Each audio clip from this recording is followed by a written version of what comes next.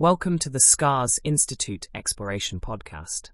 Today's podcast is Electronic Dance Music EDM and Scam Victims Recovery. This episode was written by Professor Tim McGuinness, Ph.D., created by the certified professionals at the SCARS Institute, and presented by our SCARS Institute AI hosts. This podcast introduces important information to help you learn and better understand about scams and fraud, scammers, and cybercrimes. But even more, they are about helping scam survivors learn how to overcome the trauma they cause and how to embark on their journey of recovery. Our SCARS Institute podcast series helps victims and survivors better understand how these crimes happen to them and how to address the emotional and psychological challenges that result from their experience. We hope it helps you learn to recover and be safe online. Make sure that you subscribe to our channel to hear all of our podcasts and enlightening videos. And remember that we are here to help you to recover from these experiences. And now, electronic dance music EDM and scam victims recovery. High beat rate electronic dance music, EDM, has profound emotional and psychological effects on listeners. Hello and welcome to the SCARS Institute Exploration Podcast. Today, we're stepping into a territory that might surprise you a bit. Usually when we discuss the recovery process for scam survivors, we find ourselves, getting into the practicalities. We talk about the financial side of fraud, the complex legalities, or many cognitive behavioral strategies for rebuilding trust. It's usually very cerebral, isn't it? Mm-hmm. We tend to approach recovery as this puzzle of logic that needs to be solved. Precisely. But today, we're pivoting. We are looking at something much more visceral, something that taps directly into the brain's wiring before we even have a chance to think a logical thought. We're discussing the impact of electronic dance music, or EDM, on trauma recovery.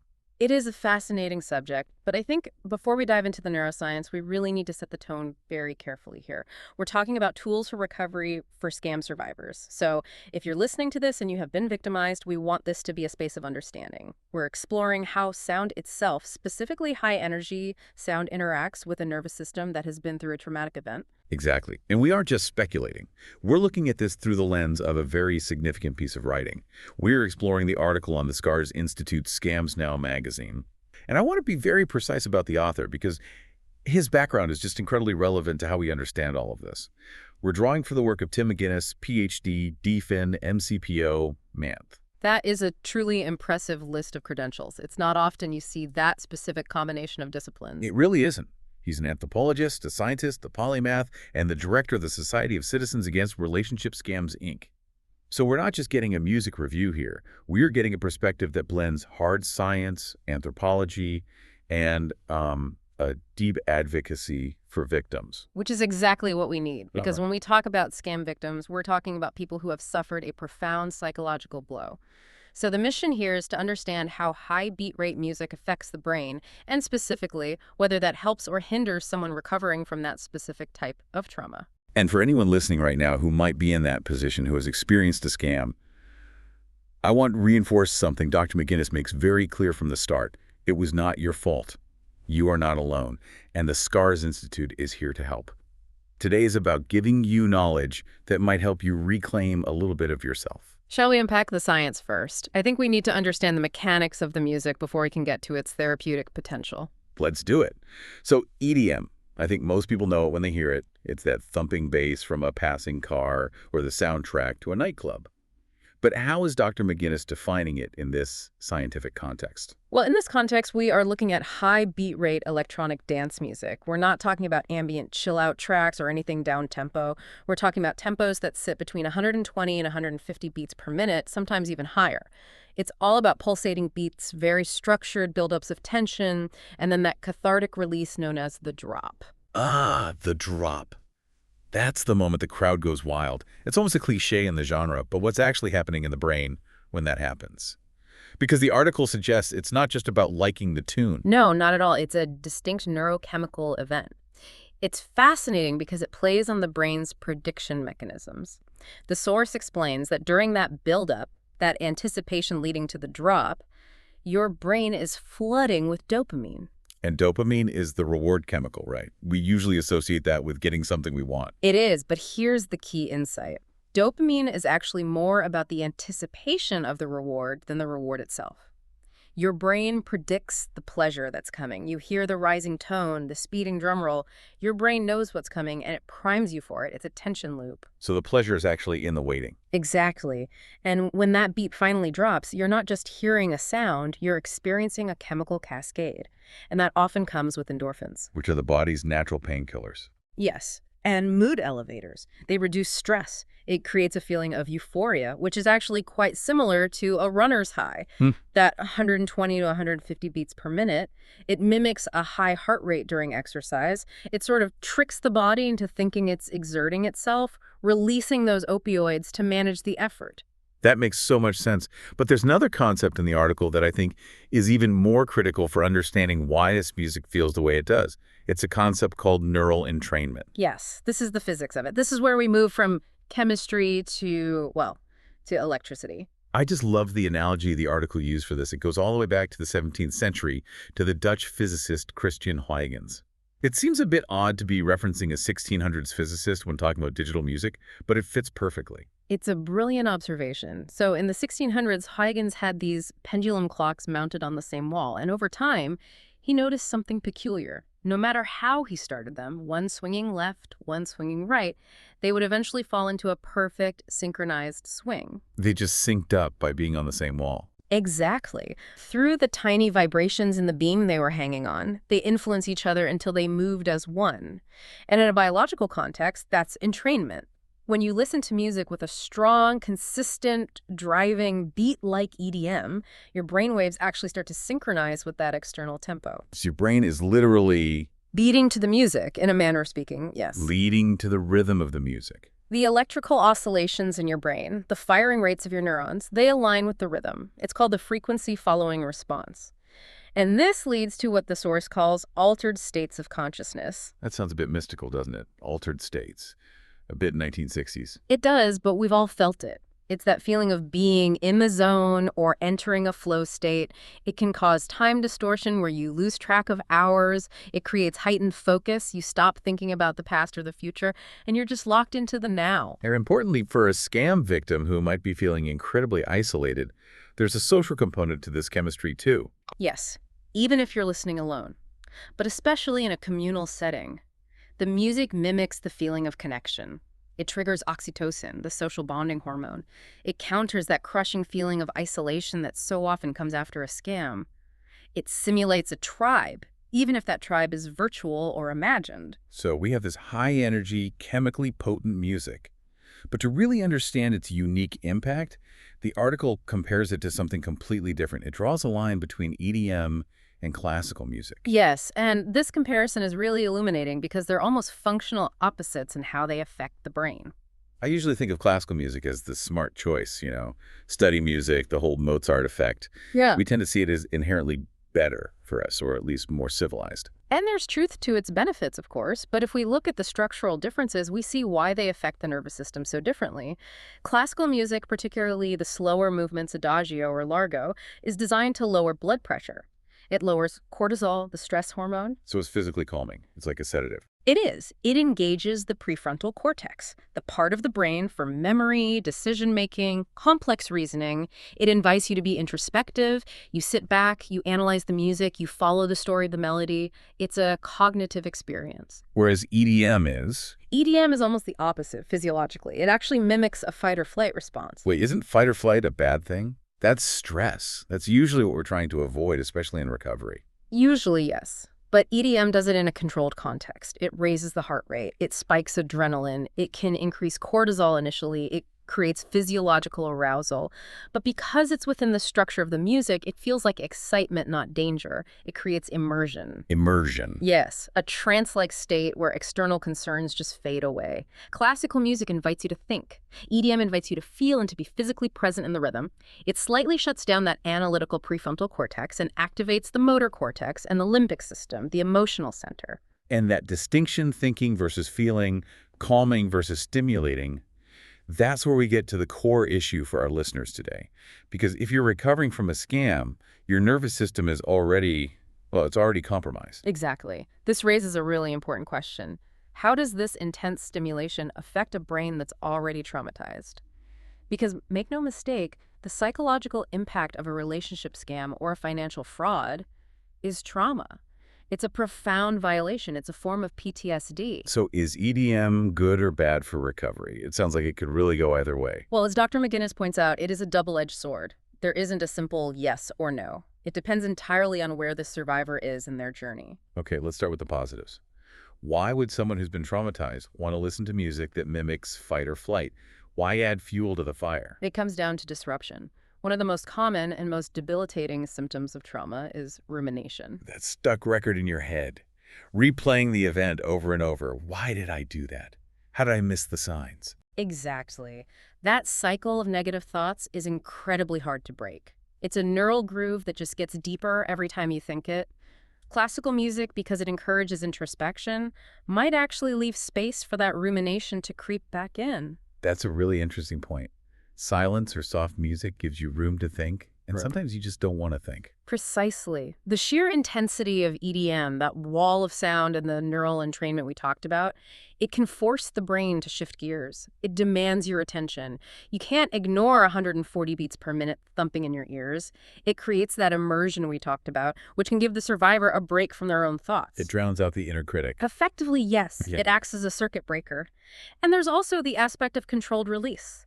Trauma often leaves people feeling unsafe to feel big emotions. The world feels unpredictable. You don't know when the next bad thing is going to happen. But EDM is highly predictable. It is mathematically predictable. You know the buildup is coming. You know exactly when the drop will hit. So you can ride that wave of emotion, maybe it's anger, maybe grief, and let it out when the beat drops, knowing exactly when it's going to happen. Precisely.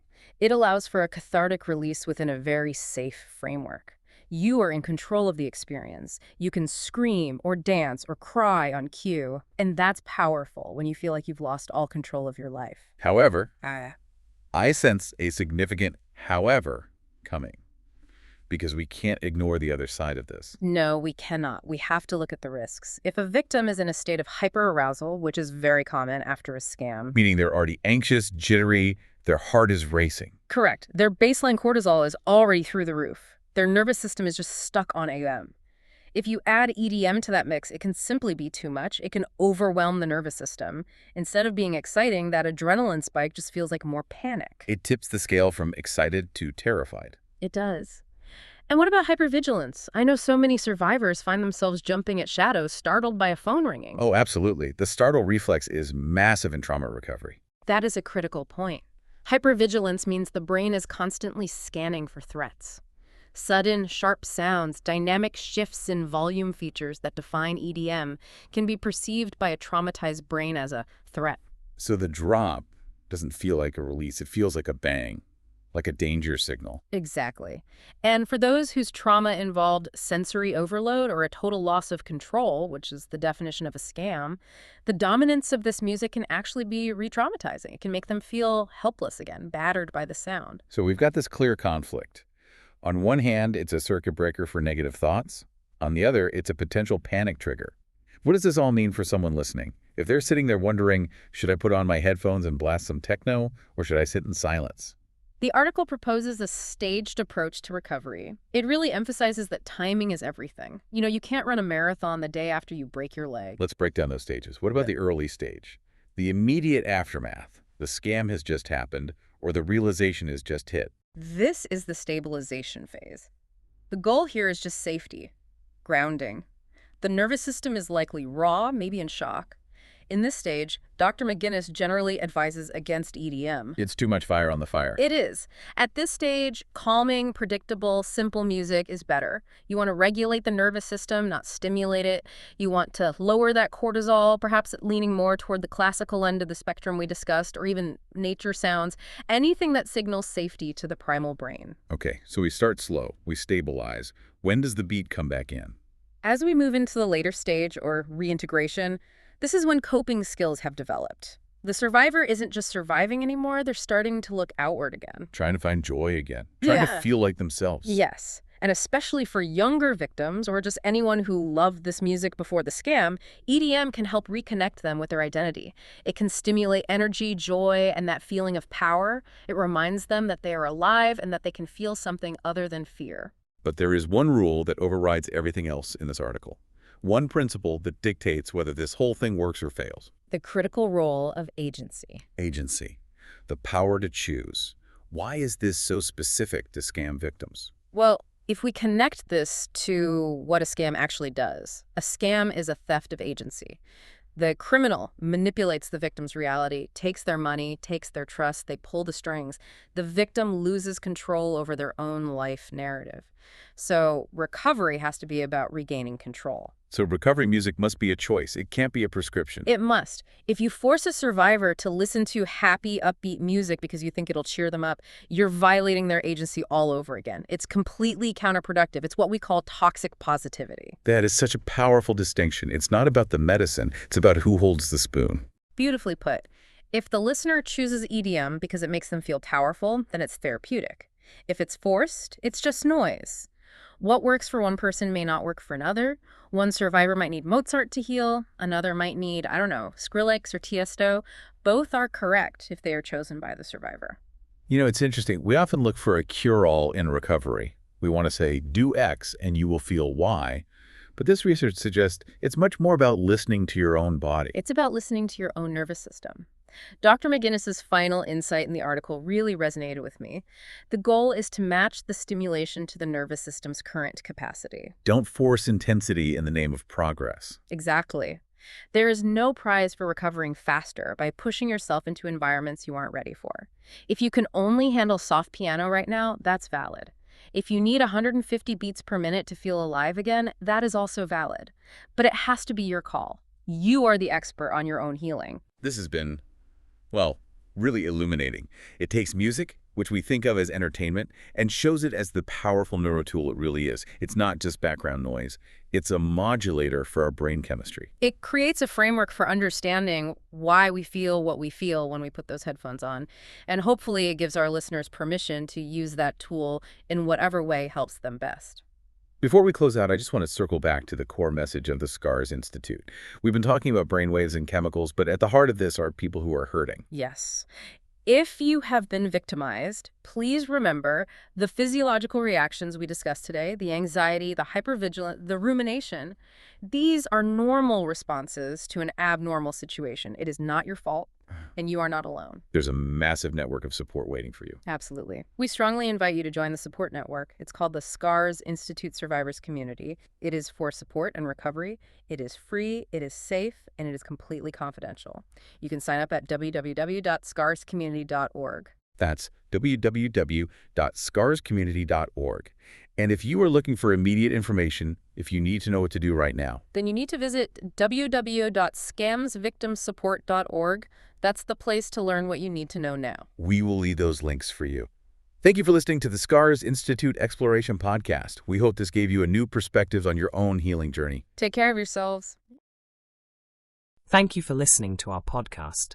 On behalf of the whole SCARS Institute team, we hope this has helped to provide a deeper understanding of this important topic. Remember to subscribe or follow us to stay informed of all our articles, publications, and videos as they are released. Please tell us what you think of our podcasts by leaving us your comments. Your feedback is how we know if we are helping. By a scam, the SCARS Institute can help you. To begin, visit scamvictimsupport.org. If you are ready to join a SCARS Institute support and recovery group, visit scarscommunity.org/register to enroll in the SCARS Institute Scam Survivors School's next class. Visit scarseducation.org. All SCARS Institute Victim Survivors services are completely free. We understand what you have gone through, and we can help. Contact the SCARS Institute today. The SCARS Institute is here to help you. We are a global non-profit organization, supporting scam victims worldwide, providing free support and recovery services. Contact us today to let us help you to recover. Remember, all SCARS Institute services are free to scam victims and their families. This podcast is copyright 2026. All rights reserved worldwide.